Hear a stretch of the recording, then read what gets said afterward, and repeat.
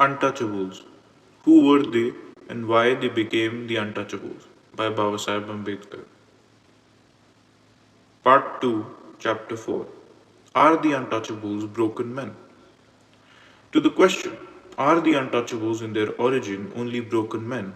My answer is in the affirmative. An affirmative answer is bound to be followed by a call for evidence. Direct evidence on this issue could be had if the totems of the touchables and the untouchables in the Hindu villages had been studied. Unfortunately, the study of the totemic organization of the Hindus and the untouchables has not yet been undertaken by students of anthropology.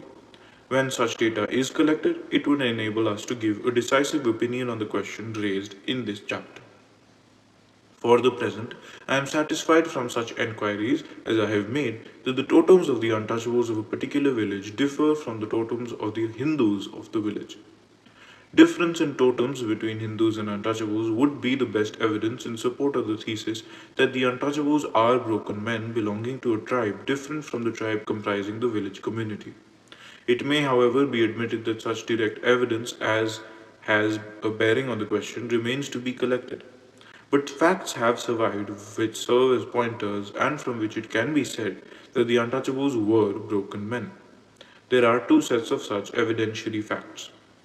One set of facts comprise the names Antya, Antyaja, and Antyavasin given to certain communities by the Hindu Shastras. They have come down from very ancient past. Why were these names used to indicate a certain class of people? There seemed to have been some meaning behind these terms. The words are undoubtedly derivative. They are derived from the root anta. What does the word anta mean? Hindus learned in the Shastras argued that it means one who is born last, and as the untouchable according to the Hindu order of divine creation is held to be born last, the word antya means an untouchable. The argument is absurd and does not accord with the Hindu theory of the order of creation. According to it, it is the Shudra who is born last. The untouchable is outside the scheme of creation. The Shudra is a Savarna, as against him the untouchable is Avarna, that is, outside the Varna. The Hindu theory of priority in creation does not and cannot apply to the untouchable. In my view, the word Antya means not an end of creation, but end of the village. It is a name given to those people who lived on the outskirts of the village. The word Antya has therefore a survival value.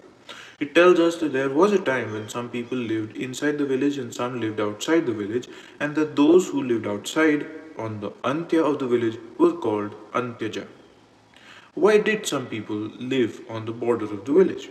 Can there be any other reason than that they were broken men who were aliens and who belonged to tribes different from those who lived inside the village? I cannot see any. That this is the real reason is to be found in the use of these particular words to designate them.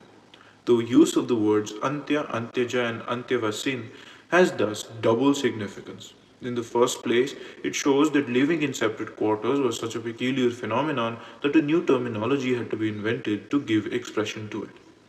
Secondly, the words chosen express in exact terms the conditions of the people to whom it applied, namely that they were aliens.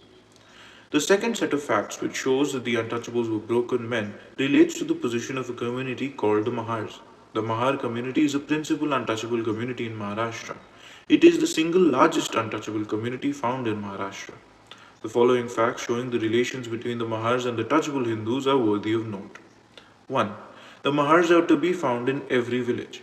2. Every village in Maharashtra has a wall and the Mahars have their quarters outside the wall. 3. The Mahars by turn do the duty of watch and ward on behalf of the village, and 4. The Mahars claim 52 rights against the Hindu villagers. Among these 52, the most important are 1. The right to collect from the food from the villagers, 2. The right to collect corn from each villager at the harvest season, and 3. The right to appropriate the dead animal belonging to the villagers. The evidence arising from the position of the Mahars is of course confined to Maharashtra. Whether similar cases are to be found in other parts of India has yet to be investigated. But if the Mahars case can be taken as typical of the untouchables throughout India, it will be accepted that there was a stage in history of India when broken men belonging to other tribes came to the settled tribes and made a bargain whereby the broken men were allowed to settle on the border of the village, were required to do certain duties, and in return were given certain rights. The Mahars have a tradition that the 52 rights claimed by them against the villagers were given to them by the Muslim kings of Bidar. This can only mean that these rights were very ancient and that the kings of Bidar only confirmed them. These facts, although meager, do furnish some evidence in support of the theory that the untouchables lived outside the village from the very beginning. They were not deported and made to live outside the village because they were declared untouchable. They lived outside the village from the beginning because they were broken men who belonged to a tribe different from the one which the settled tribe belonged to. The difficulty in accepting this explanation arises largely from the notion that the untouchables were always untouchables. This difficulty will vanish if it is borne in mind that there was a time when the ancestors of the present day untouchables were not untouchables vis-a-vis the villagers, but were merely broken men, no more and no less, and the only difference between them and the villagers was that they belonged to different tribes. The end.